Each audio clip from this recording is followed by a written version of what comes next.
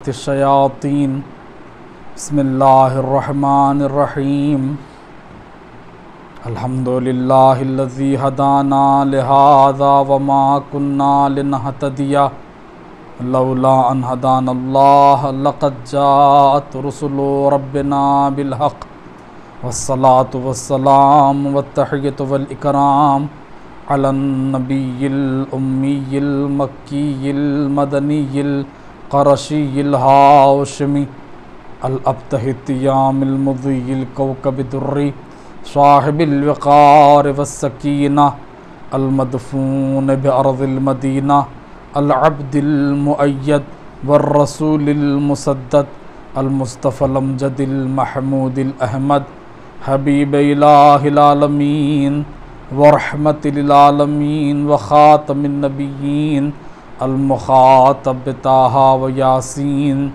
मौलाना अबिल क़ासिम मुहम्मद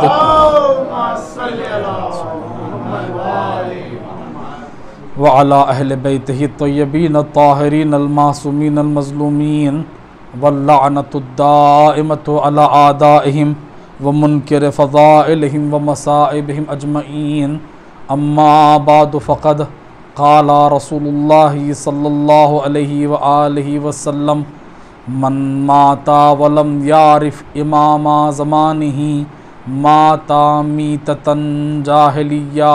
सलवात पढ़े मोहम्मद।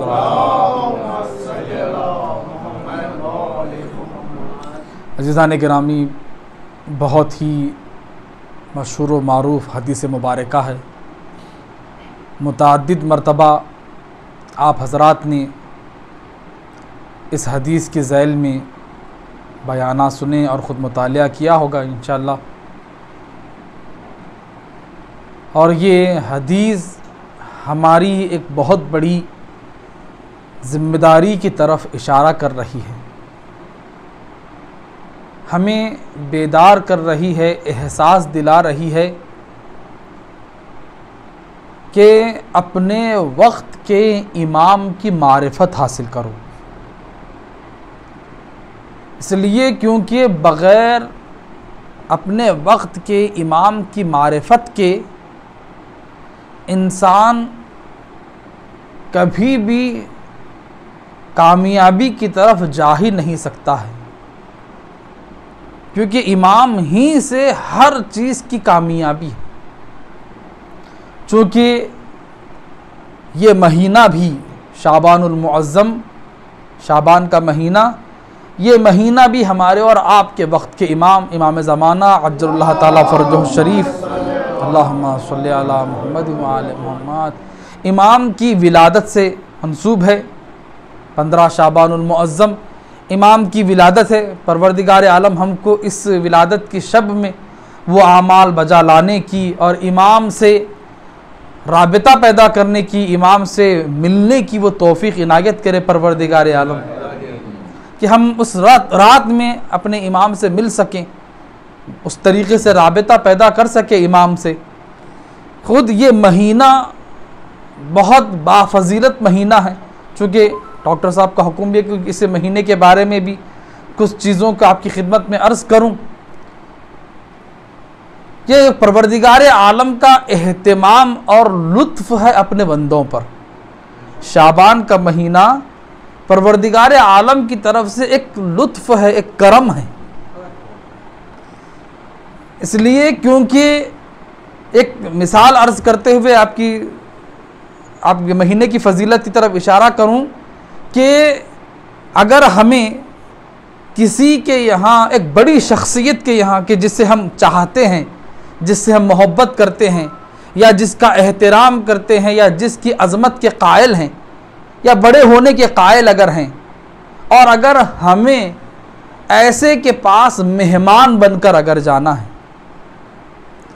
तो फिर लाज़िम सी बात है, अगर हम मेहमान बन के जाएंगे तो जाने से पहले अपने उयूब को, अपनी गंदगी को, अपने पास अपने जिस्म पर जो कुछ भी है उसको ख़त्म करेंगे और अच्छे से अच्छा, खूबसूरत से खूबसूरत लिबास पहनेंगे और अपने आप को अच्छी तरीके से संवार के उसके सामने पेश होंगे। लेकिन चूंकि इससे मतलब क्या है, इसका मतलब यह है कि हमें रमज़ानुल मुबारक के महीने में ऐसे का मेहमान बनना है जिससे बड़ा और कोई नहीं है। उससे बड़ी ज़ात, ऐसी ज़ात का हमें मेहमान बनना है। यानी हमें बुलाया गया है, क़द दुईतुम इला ज़ियाफ़तिल्लाह। रसूल खुदा फरमाते हैं कि रमज़ानुल मुबारक का महीना वो महीना है कि जिसमें तुम्हें अल्लाह का मेहमान बुलाया गया है। तो जब खुदा का हमें मेहमान बनकर खुदा के दस्तरखान पर जाकर बैठना है, तो फिर जब हमें खुदा के सामने जाना है तो फिर किस तरीके से आमादा होना होगा। अगर हम दुनिया वाले के सामने जाते हैं तो फिर दुनियावी एतबार से आमादा होते हैं, दुनिया के तरीके से अपने आप को तैयार करते हैं। लेकिन यहाँ हमें खुदा के सामने जाना है। यहाँ पर सिर्फ साफ सुथरा लिबास काफ़ी नहीं है, यहाँ पर सिर्फ बदन की सफाई काफ़ी नहीं है, यहाँ पर सिर्फ ज़ाहिरी नज़ाफ़त और तहारत काफ़ी नहीं है। हाँ, होना चाहिए बेहतर से बेहतर, अच्छे से अच्छा बदन की तहारत होनी चाहिए, नज़ाफ़त और सफाई होनी चाहिए, अच्छे से अच्छा लिबास होना चाहिए खुदा के पास। लेकिन ये काफ़ी नहीं है, बल्कि खुदा है, खुदावंद आलम इतना बुलंद है कि ये ज़ाहिरी सफाई के अलावा हमें अपनी बातिन को भी तैयार करना है, अपने माना को भी, अपने असले वजूद को भी खुदावंद आलम के लिए तैयार करना है। और वो तैयारी के लिए ये महीना शाबान का महीना है। ये खुदावंद आलम के सामने पेश होने के लिए अपने आप को तैयार करने का महीना ये शाबान का महीना है। बहुत से अहादीस है इसके बारे में। 2-3 अमल के बारे में आपकी खिदमत में अर्ज करूं। सबसे पहला अमल देखिए, ये शाबान का महीना, ये महीना मंसूब है रसूल खुदा की ज़ात से, रसूल खुदा से मंसूब है। तो लिहाजा रसूल खुदा खुद फरमाते हैं कि जो कोई भी इस महीने का जो सबसे बेहतरीन अमल है का एक अमल इस महीने में, शाबान के महीने में रोज़ा रखना। रोज़ा रखना बहुत ज़्यादा सवाब है।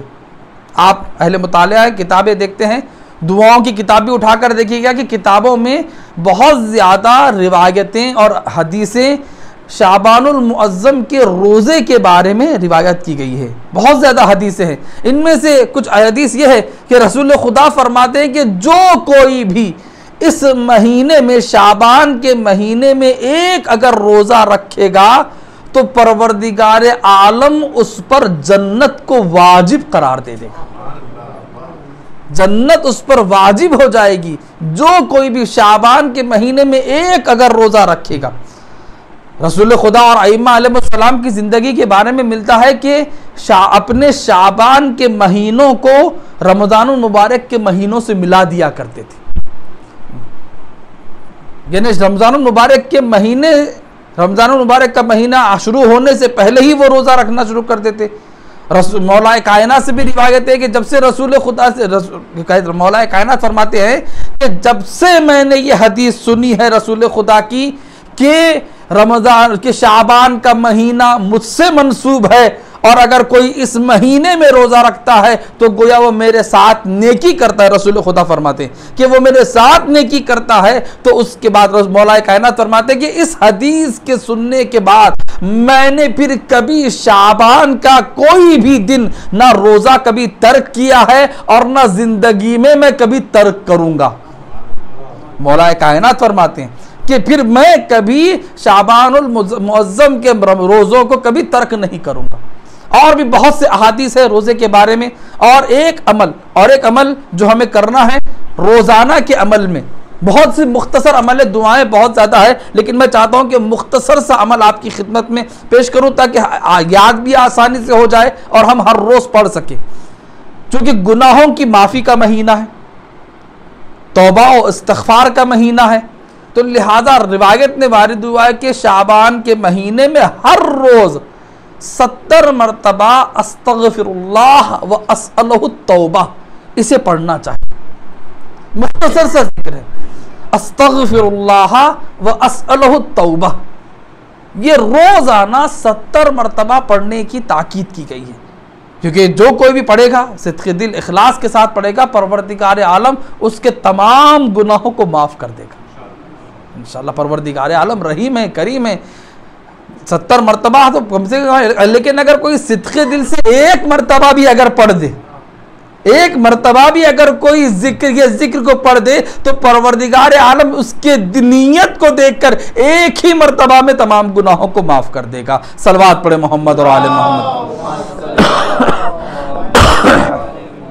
और एक अमल आखिरी आपकी खिदमत में अर्ज है कि इंशाअल्लाह ताला आगे भी आपकी खिदमत में अर्ज किए जाएंगे इंशाअल्लाह, और जो भी अमाल है, जो भी मौका मिलेगा ऐसा किसी हजरात को, तो आपकी खिदमत में अर्ज करेंगे 15वीं शाबान के अमाल तमाम चीज़ों के। लेकिन ये रोज़ाना के अमाल में एक अमल है जो बहुत ही अहम है, बहुत अहम है, हमें पढ़ना चाहिए, जिसे कहते हैं सलवात शाबानिया। सलवात शाबानिया चौथे इमाम से ये रिवायत की गई है कि जब कभी भी जवाल हो रहे हैं, रोज़ाना जब जवाल का वक्त होता है, तो जवाल के वक्त सलवात शाबानिया को पढ़ा कर। एक सलवात है, मुख्तसर सी, ज़्यादा बड़ी नहीं, मुख्तसर किताबों में है। और अगर आजकल तो इतना आसान भी हो गया है, अगर कोई गूगल पर जाएं, सर्च करें तो उसे आसानी से मिल जाता है। आप सिर्फ इतना ही इसको सर्च करें, सलवात शाबानिया, आप जाके सर्च करें, मुख्तसर से 2 या 3 मिनट लगेंगे इस सलवात को पढ़ने के लिए। सलवात, और खुद सलवात खुद इतना अहम जिक्र है, इतना बड़ा जिक्र है। सलवात पढ़ना, खुद मोहम्मद और आले मोहम्मद पर दुरूद और सलवात भेजना खुद इतना बड़ा अमल है कि इससे बड़ा अमल इस्लाम में और कोई नहीं है। सलवात पढ़े मोहम्मद और आले मोहम्मद पर। आप फजीलतों को जानते हैं, सलवात की खुद कितनी फजीलत है कि अगर कोई एक मरतबा रसूल और खुदा और उनकी आल पर अगर कोई एक मरतबा अगर दुरूद पढ़ता है, तो उसके गुनाह चाहे आसमान से बरसने वाले बारिश के कतरात और ज़मीन के ज़र्रात के अगर बराबर ही क्यों ना हो या उससे ज़्यादा ही क्यों ना हो, एक अगर दुरूद मोहम्मद और आले मोहम्मद पर पढ़ेगा तो उसके तमाम गुनाह माफ़ हो जाते हैं। एक सलवात पढ़े बावाज़ बुलंद मोहम्मद और आले मोहम्मद पर।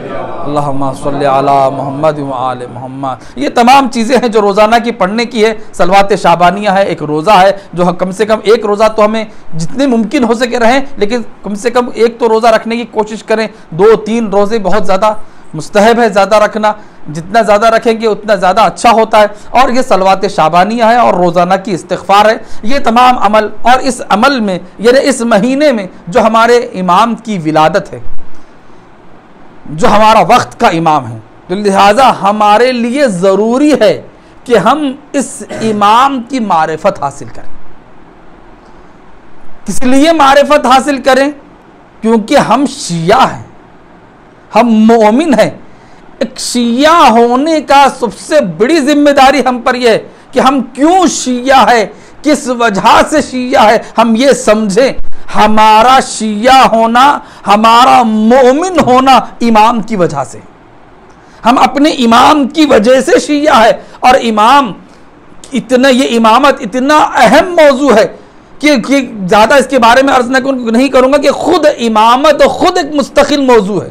खुद इमामत एक मुस्तकिल मौजू है कि इमामत का होना कितना ज़रूरी है रसूल खुदा के बाद। खुद हमारे यहाँ हम कितना मानते हैं, उसको किस तरीके से मानते हैं, ये एक मुस्तकिल मौजू है। इसके बारे में मुफस्सल गुफ्तगू होती है, असरे भी पढ़े जाते हैं इस मौजू के ऊपर कि खुद इमामत कितनी अहमियत वाला है। किताबें हैं कि हमारे उसूल दीन में से एक, उसूल दीन जो हमें पढ़ा याद दिलाए जाते हैं, उनमें से एक असल इमामत है।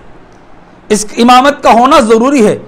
एक हदीस है कि खुद ये हदीस, क्योंकि दूसरे मज़ाहब में और हमारे मज़हब में यही फ़र्क है, शीयत में और दूसरे मज़हब में यही फ़र्क है, दूसरों के इमाम आकर ख़त्म हो गए लेकिन हमारा इमाम ख़त्म नहीं हुआ है, या दूसरों के इमाम आने वाले होंगे। क्योंकि सबका तो ये अकीदा है, हर मजहब ये मानता है कि एक मुंजी है, एक नजात देने वाला है, जो एक आएगा दुनिया में अदलो इंसाफ भर देगा, हर कोई मानता है। लेकिन फर्क यही है, ये वाज लोग ये कहते हैं कि अभी आया नहीं है, आने वाला है। हम कहते हैं कि आ चुके हैं, गैबत में है, ज़हूर करने वाले हैं। सलवात पढ़े मोहम्मद और आले मोहम्मद पर। इमाम आ चुके हैं, दुनिया में आ चुके हैं, विलादत हो चुकी है, अल्लाह के हुक्म से गैबत में है। अब यहां पर एक सवाल ये किया जाता है, सवाल होता है कि बच्चों को भी हो सकता है कि सवाल करें कि भाई सवाल ये किया जाता है कैसे मुमकिन है इतनी बड़ी उम्र लेकर इमाम आ गए। क्योंकि अगर आज के हिसाब, अगर आज का ये साल का हिसाब अगर लगाया जाए तो तकरीबन 1300 के ऊपर, 1300 350 के ऊपर जो है तकरीबन इमाम की विलादत के साल गुजर जाएंगे। सवाल ये होता है कि कैसे मुमकिन है कि एक इंसान इतनी बड़ी उम्र पाले। होते भी है सवाल भी किए जाते, कैसे मुमकिन है कि एक इंसान इतनी बड़ी उम्र पाले, 1000 साल के ऊपर जिंदा रहे, ये कैसे मुमकिन है? किस तरीके से हो सकता है कि एक इंसान, क्योंकि आमतौर पर लोग देखते हैं कि इंसान जो दुनिया में जिंदगी गुजार रहा है, बहुत हुआ 80 साल बताया, बहुत हुआ 100 साल, इतनी ही उम्र जिंदगी गुजार रहा है, लेकिन ये कैसे मुमकिन है? तो लिहाजा हमारे जवानों के जहनों को आजकल, चूंकि साइंटिफिक दौर है, साइंस का दौर है, साइंस के एतबार से ये तमाम चीज़ों से सवालात लाके, क्योंकि आजकल के बच्चे भी होशियार है, हर एक चीज़ की वजह इल्लत देखते हैं, सबब देखते हैं कि भाई रीज़न क्या है, कैसे हो सकता है, मुमकिन कैसे है, हर चीज़ का रीज़न ढूंढते हैं।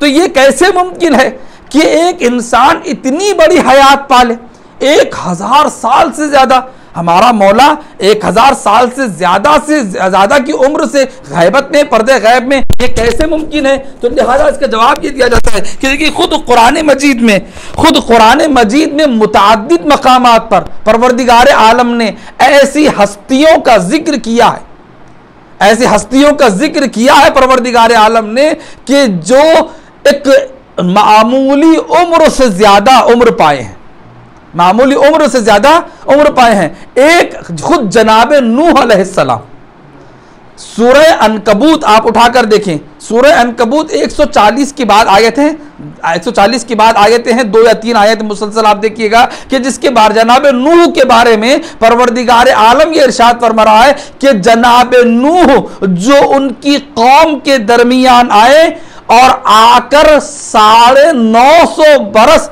अपनी कौम के दरमियान जिंदगी गुजारे। कुरान की आयत है, ये कुरान की आयत है, अदद भी वहीं पर है, मैं अदद भी अपनी तरफ से बयान नहीं कर रहा हूं। खुदावंद आलम कुरान मजीद में सूरह अनकबूत की आयत में 24वां सूरह है ज़ाहिरन, कि इस आयत में परवरदिगार आलम ये फरमा रहा है कि जनाब नूह अपनी कौम में आए हैं और अपनी कौम में 950 बरस, ये नहीं बता रहे हैं कि क्या उनकी पूरी उम्र 9.5 बरस की है, नहीं, ये भी नहीं है, अपनी कौम में 950 बरस। हो सकता है कि जनाब नूह की उम्र उससे ज्यादा है, बल्कि रिवायात में भी है, रिवायात में भी कि 2-2.5 साल से बढ़कर जनाब नूह की उम्र थी। जनाब नूह की उम्र, छठे इमाम से रिवायत है कि 2.5 साल से ज्यादा जनाब नूह की उम्र है।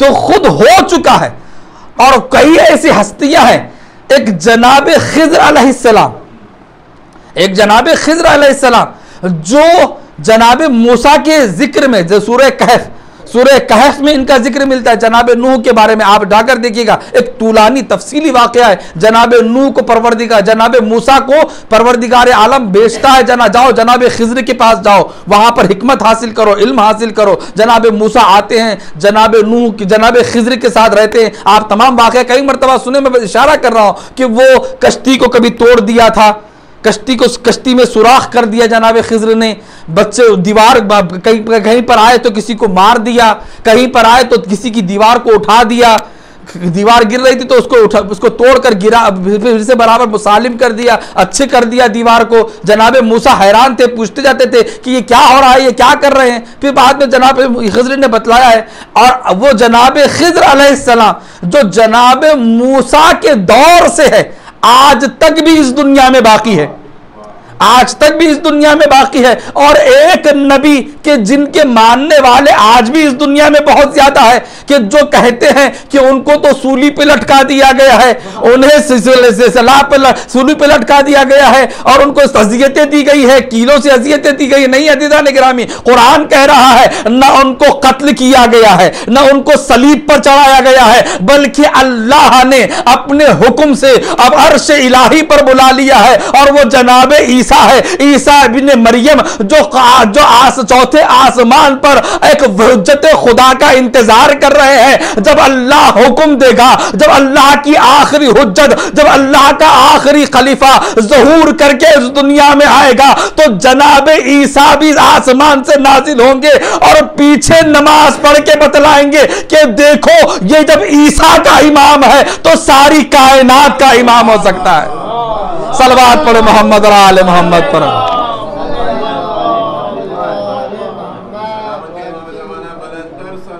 अल्लाहुम्मा सल्ली अला मोहम्मद व आले मोहम्मद। खुद जनाब ईसा के बारे में भी आप देखिए कि जनाब ईसा भी आज तक, और ऐसे कई अंबिया अलैहिस्सलाम में। एक और शाहिद मिसाल आपकी खिदमत में अर्ज कर दूं, जनाब यूनुस का जिक्र सुना है आपने।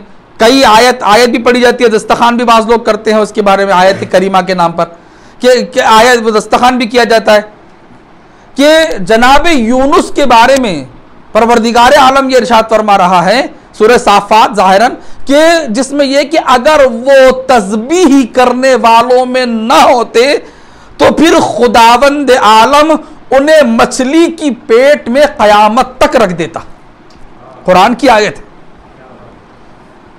आयत है कि अगर वो तस्बीह करने वालों में ना लौला कानल मुसब्बिहीना, अगर वो तस्बीह करने वालों में अगर न होते तो फिर परवरदिगार आलम इसी तरीके से उन्हें मछली के पेट में रखता, कयामत तक उन्हें रख देता। यानी परवरदिगार आलम अपनी कुदरत बतलाना चाहता है कि देखो खुदा की कुदरत इतनी ज्यादा है कि अगर किसी को जिंदा रखना चाहे तो कयामत तक जिंदा रख सकता है। तो फिर जिसकी वजह से कायनात में नेमतें नाजिल हो रही है, अगर वो जिंदा रहे तो फिर क्या हैरत की बात है कि जिसकी वजह से कायनात में, क्योंकि इमाम ही तो है कि जिसकी वजह से दुनिया में जितनी नेमतें हमें मिल रही है वो इमाम के वजूद की वजह से।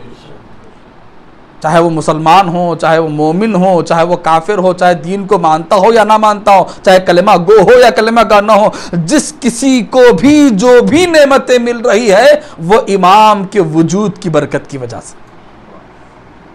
तो लिहाजा अब ऐसे ज़माने में ज़रूरी है कि फिर हम इमाम की मारिफत करें, इमाम की मारिफत हासिल करें। तो लिहाजा पता चले कि भाई इमाम की मारिफत का मतलब क्या है, इमाम की मारिफत क्या है, कैसे करें हम इमाम की मारिफत।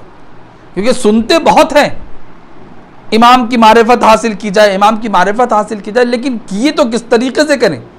देखिए दो चीज़ें, दो काम हमारा ज़रूरी है, एक मारिफत हासिल करना और दूसरे अमल में उनसे सिनखियत लेकर आना। यानी अपने अमल में कोशिश ये करना कि हमारा अमल ऐसा अमल हो जैसे इमाम ज़माना का अमल होता। ये कोशिश करना हमारी जिम्मेदारी है। क्योंकि एक रिवायत है कि अफजलुल इबादत इंतज़ारुल फ़रज, इबादतों में सबसे बेहतरीन इबादत अपने वक्त के इमाम का इंतज़ार करना है, अपने वक्त के इमाम का इंतज़ार करना है। लेकिन इंतज़ार का मतलब क्या है? क्या हम इंतज़ार कर रहे हैं? क्या इंतज़ार हकीकत में इंतज़ार कर रहे हैं? अगर हकीकत में इंतज़ार करते होते तो फिर हमारे अंदर ये सुकून जो पाया जा रहा है, ऐसे सुकून से हम बैठे ना होते। अगर हकीकी मुंतज़िर होते हम, बल्कि अगर हकीकत में इंतज़ार करते होते तो फिर हम हर दिन बेचैन दिखाई देते, हर दिन ढूंढते रहते, कहते जाते ऐनल हुसैन, ऐनल हुसैन व अबनाइल हुसैन। कहाँ है वो ज़ात कि जिसके वजूद के बरकत से इस दुनिया कायम है। हमारी आंखें तलाश करती होती। अज़ीज़ान गिरामी, अगर हम सफ़र के लिए जाते हैं तो जिस बेचैनी से एक गाड़ी का इंतज़ार करते हैं, हमारे अंदर तो इमाम के इंतज़ार के लिए इतनी बेचैनी भी नहीं है। और हम इमाम की गैबत को यूं ही समझ रहे हैं कहा कि जिस तरीके से हर चीज़ होती जा रही है, इमाम की ग़ैबत भी ऐसे ही नहीं। अज़ीज़ान गिरामी, हमारे लिए ज़रूरी है, देखें हकीकत है ये, इमाम की जो ग़ैबत है, इमाम हमारे आँखों के सामने नहीं है, ये हमारे लिए मुसीबत है, ये मसाइब है, ये मुसीबत है हमारे लिए। अगर जिस दिन भी हमारे अंदर ये एहसास पैदा हो जाएगा ना कि इमाम की ग़ैबत हमारे लिए मुसीबत है, तो फिर इंतजार में तड़प पैदा हो जाएगी।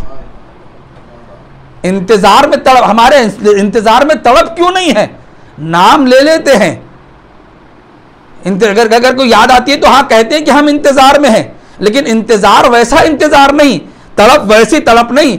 जरा सोचिएगा, अगर किसी बच्चे के साथ, अगर कोई बच्चा अपने बाप से बेइंतहा मोहब्बत करता है, अगर घर में आने के बाद अगर उसके वालिद उसे दिखाई नहीं दे तो कैसे बेचैन हो जाता है, कैसे बेकरार हो जाता है। कहा कि क्यों आज मेरे बाबा दिखाई नहीं दे रहे हैं, क्यों आज मेरे वालिद दिखाई नहीं दे रहे हैं, क्यों परेशान हो जाता है, कैसे परेशान हो जाता है। कहा मोहब्बत का तकाजा यह है, अगर आंखों के सामने वालिद अगर दिखाई ना दे, अगर हमारा मौला तो हमसे कब से दिखाई नहीं दे रहा है, हमने तो देखा ही नहीं है अब तक अपने मौला को, फिर भी तड़प नहीं है। इसलिए क्योंकि हम ग़ैबत को मुसीबत नहीं समझ रहे हैं। ग़ैबत तो मसाइब में से एक मुसीबत है हमारे लिए। ग़ैबत इमाम ज़माना हमारे लिए एक मुसीबत है। तो लिहाजा इनका इंतज़ार इस तरीके से बेचैन होकर करें और अमल में इस तरीके से अमल करें, जब भी कोई अमल हमारे सामने आए तो हम ये सोचकर अमल करें कि अगर हमारा मौला होता तो ऐसे इस अमल को कैसे अंजाम देता। अब ये अगर हमारे अंदर ये चीज़ फिक्र पैदा हो जाएगी तो फिर हमारा अमल, चाहे वो नमाज हो, चाहे वो हमारा खुशी करने का तरीक़ा हो, चाहे वो हमारी मजलिसें हों, फिर ऐसी हो जाएगी कि इमाम की बारगाह में शरफ़ कबूलियत हासिल कर लेगी। लेकिन ये फ़िक्र हमारी नहीं है कि अगर हमारा इमाम अगर होता तो कैसे अमल को अंजाम देता। इसकी वजह यही है, यही चूंकि हमारे अंदर ये फिक्र नहीं है, इसी वजह से आजकल एक मुश्किल माफ़ी चाहता हूँ, माजरत के साथ आपकी खिदमत में अर्ज़ करना पड़ रहा है कि देखिए इसी वजह से आजकल कसीदे हो रहे हैं, इमाम के फ़ज़ाइल पढ़े जा रहे हैं तो म्यूज़िक पर हो रहे हैं। क्या ये अच्छी चीज़ है? यानी इसका मतलब ये हुआ कि हमें खुश होने के लिए, हमें वाह करने के लिए फ़ज़ाइल की ज़रूरत नहीं है बल्कि म्यूज़िक की ज़रूरत है। यानी हम खुश फ़ज़ाइल से नहीं हो रहे हैं, यानी म्यूज़िक कसीदे में मनक़िबत में म्यूज़िक को लाकर ऐड कर दिया गया है। इसका मतलब यह है कि फ़जीलत हमारे लिए काफ़ी नहीं थी, फजीलत हमारे लिए काफ़ी नहीं थी, तो लिहाजा फ़ज़ाइल के साथ साथ म्यूज़िक को भी लाया गया। यानी काफ़ी नहीं थी, हमें खुश नहीं, हम यानी मौला अली का नाम सुनकर, मौला अली की फजीलत सुनकर हम खुश नहीं हो रहे थे, लिहाजा और खुश करने के लिए म्यूज़िक को ऐड किया गया। क्या ऐसे ही है? नहीं अज़ीज़ान गिरामी, फ़ज़ाइल मौला खुद इतनी हसीन चीज़ है, इतनी खूबसूरत चीज़ है कि फिर अब उससे कोई भी चीज़ ज़ीनत नहीं दे सकती है, अब कोई भी चीज़ ज़ीनत नहीं दे सकती। लिहाजा मैं बिलखुसूस अपने नौजवान भाइयों से अर्ज़ करता हूँ कि देखें ऐसे मनक़िबत खां, ऐसे कसीदे खां जो फ़ज़ाइल और अहले बैत के कसीदों के नाम पर म्यूज़िक को लेकर आते हैं, ऐसे लोगों को ना सुने। इसलिए क्योंकि देखिए ये लोग जो आज मशहूर हुए हैं, ये लोग जो आज मशहूर हुए, क्या ये म्यूज़िक की वजह से मशहूर हुए थे? अपनी आवाज़, मुझे समझ में नहीं आता है कि इन लोगों ने म्यूजिक को क्यों ऐड किया है। इसलिए क्योंकि आज ये लोग जो मशहूर हो गए हैं, कल इनकी म्यूजिक सुनकर हम इनको मशहूर नहीं करें, खुद इनकी आवाज काफी थी, इनकी आवाज की वजह से, इनकी अंदाज की वजह से ये मशहूर हुए हैं। लेकिन एक वाह के लिए, एक जमाने में पॉपुलरिटी लेने के लिए, न जाने क्या मकासद है पता नहीं, कि जिसकी वजह से फ़ज़ाइल में 13 रजब आते ही, 15 शाबान आते ही इमाम के नाम पर म्यूजिक दी जा रही है। लेकिन हमें यह सोचना चाहिए, क्या हमारा इमाम अगर आएगा, हमारी महफिल में बैठेगा, हमारी मजलिस में बैठेगा, तो क्या हम इमाम के सामने एक म्यूज़िक के वो तमाम आलात लाकर रखकर इमाम को वो सुनाएंगे?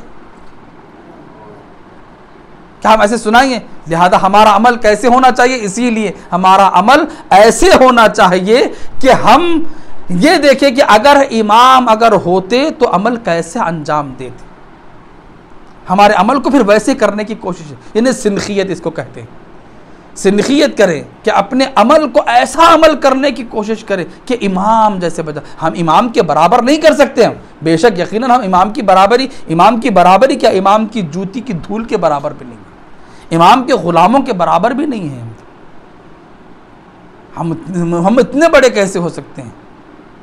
इसलिए इमाम का जो ज़हूर न होने की एक वजह यही है क्योंकि इमाम के असहाब वैसे ना हो सके। और अगर असहाब की अगर बात की जाए तो कुछ ऐसे असहाब हैं कि जिस पर इमाम ने खुद फ़ख्र किया है, इमाम ने खुद अपने असहाब पर फ़ख्र किया है और कहा है कि जैसे असहाब, जैसे वफ़ादार असहाब मुझे मिले हैं, ऐसे वफ़ादार असहाब किसी को नहीं मिले। और वो कौन से असहाब है? वो असहाब करबला, इमाम हुसैन अलैहिस्सलाम के असहाब, कि इन्नी लम अरा असहाबन औफा मिन असहाबी, कि जैसे वफ़ादार असहाब मुझे मिले हैं ऐसे वफ़ादार असहाब मैंने किसी के नहीं देखे। अल्लाह अकबर, ये कोई मामूली जुमला नहीं है, ये असहाब इमाम हुसैन की क़द्र व मंजिलत बतला रहा है, फ़जीलत बतला रहा है कि कितने फ़जीलत वाले हैं असहाब इमाम हुसैन के। रसूल खुदा के ऐसे असहाब, क्योंकि रसूल खुदा करे इमाम हुसैन फरमा इन्नी लम अरा असहाबन, मैंने नहीं देखे, यानी इसका मतलब न ऐसे असहाब रसूल खुदा के असहाब थे, न ऐसे असहाब इमाम मौला कायनात के, ना ऐसे असहाब इमाम हसन, ना किसी इमाम के ऐसे असहाब हैं। ऐसे असहाब जैसे असहाब इमाम हुसैन के, और कैसे असहाब थे कि हर मुसीबत को सामने अपने लेने के लिए आमादा है, लेकिन हुसैन को छोड़ने के लिए तैयार नहीं। अपने मौला फरमा रहे हैं कि जो जाना चाहता है चला जाए, लेकिन कदमों पर सर रखकर यही कहता है हर सहाबी कि मौला हम आपको इस मुसीबत में छोड़कर चले जाएं, हम अपनी ज़िंदगी के बारे में सोचें और आपको इस शहादत के आलम में छोड़कर चले जाएं। ऐ मौला, अगर हमें 70 बार ज़िंदगी दी जाए, 70 बार हमें कत्ल किया जाए, हमारी लाशों को जला दिया जाए, हमारी राख को हवा में बिखेर दिया जाए और फिर हमें ज़िंदगी दी जाए, तो हम आपके कदमों पर अपनी जान को कुर्बान कर देंगे। अल्लाह अकबर जज्बा, कैसे असहाब है। असहाब इमाम हुसैन कहाँ है? ज़ुहैर कहाँ है? हबीब कहाँ है? मुस्लिम इब्न औसजा, कैसे इमाम हुसैन के असहाब थे। ऐसे असहाब के वक्त आखिर जब ज़ख्मी होकर घोड़े से ज़मीन पर आए हैं तो ना अपने जख्मों की फिक्र है, ना अपने दर्द की कोई परवाह है, ना अपने बच्चों का कोई ख्याल, ना अपने खानवादे के बारे में कोई वसीयत है। कैसे असहाब थे अज़ादारो, जरा आप करबला के मैदान में आप देखिएगा कि कैसे कैसे असहाब थे। एक सहाबी जो इमाम हुसैन का एक सहाबी है, जो सबसे बूढ़ा सहाबी है, जो सबसे ज़ईफ सहाबी है, जनाब मुस्लिम इब्न औसजा इतने ज़ईफ है, इतने बूढ़े हैं कि सीधी कमर भी नहीं कर सकते हैं। कि रिवायत में मिलता है कि इमाम के जनाब मुस्लिम इब्न औसजा के पीठ पर तख्ता बांध दिया गया था ताकि इस कमर को सीधी हो सके और जाके जंग कर सके। लेकिन अल्लाह अकबर रे, कैसा जज्बा है नुसरत इमाम हुसैन का कि इमाम हुसैन की नुसरत के लिए ऐसे आगे बढ़ बढ़ के हमले करते जा रहे थे कि यजीदी फौज के जवान हैरान थे कि ये क्या हो गया है, ये कितनी ताकत आ गई है। ये इश्क हुसैनी की ताकत थी, ये मोहब्बत हुसैनी की ताकत थी कि जो मुस्लिम इब्न औसजा को इतनी ताकत पैदा कर चुके हैं। लेकिन हाँ अज़ादारो, एक वक्त वो भी आया कि जब मुस्लिम इब्न औसजा जख्मी होकर ज़मीन करबला पर आते हैं तो एक मर्तबा इमाम हुसैन दौड़ते हुए मुस्लिम के करीब पहुंचे। एक मर्तबा मुस्लिम को देखा जख्मी हालत में है, सराने जाकर बैठ जाते हैं। मुस्लिम के सर को उठाया, अपनी गोदी में रख लिया। अल्लाह अकबर। पर जैसे ही मुस्लिम ने एहसास किया कि उनका सर किसी की गोद में है तो अपनी आंखों को खोला। अब जो ही आंखों को खोल कर देखा तो क्या देखा कि इमाम आ चुके हैं और मुस्लिम के सर को उठाकर अपनी गोद में रखे हुए हैं। आंखों को खोल कर देखा तो सामने हबीब ठहरे हैं। बस अज़ादार हो, ऐसे आलम में आप तसव्वुर करिएगा कि जब इमाम किसी का वक्त आखिर होता है तो वो अपनी औलाद के बारे में वसीयत करता है, अपने बेटों के बारे में, अपने घर के बारे में वसीयत करता है। लेकिन हारे हुसैन का कैसा चाहने वाला था। एक मर्तबा जनाब हबीब से खिताब करके कहते हैं, या हबीब उसी कब हादल गरीब, ए हबीब मैं जो हुसैन गरीब के बारे में तुझसे वसीयत करता हूं, हुसैन का ख्याल रखना। अजरकुम अल्लाह। हाँ अज़ादारो, ये एक वसीयत है कि जो जनाब मुस्लिम ने की है। लेकिन हाँ अज़ादारो, एक वसीयत और है कि जो करबला के मैदान में अरे हुसैन से एक वसीयत की जा रही है। अरे वो किसकी वसीयत थी? हाय हमारे बाबुल हवाइज, हाय गाजी अब्बास की वसीयत थी। अरे कैसी वसीयत थी? दरिया के किनारे है, जब अब्बास शाह ने कटाकर सो रहे थे, अरे जब आका को देखा तो वक्त आखिर वसीयत की, आका मेरे लाशे को खेमे में ना ले जाइएगा। आका अपनी सकीना से वादा करके आया था, ऐ सकीना मैं पानी लेकर आऊंगा। ऐ मेरे आका अपनी भतीजी सकीना से शर्मिंदा हूं, पानी ना पहुंचा सका, सकीना प्यासी रह गई। अला लानतुल्लाहि अलल कौमिज़ ज़ालिमीन वसयअलमुल लज़ीना ज़लमू अय्युबन क़ल्बी यनक़लिबून इन्ना लिल्लाहि व इन्ना इलैहि राजिऊन रिज़म बिक़ज़ाइही व तस्लीमन लिअम्रिही। परवरदिगारा तुझे वास्ता मोहम्मद और आले मोहम्मद का इस ज़िक्र ख़लील को ज़ाकिर खीर और समात को सामिन किराम और बिना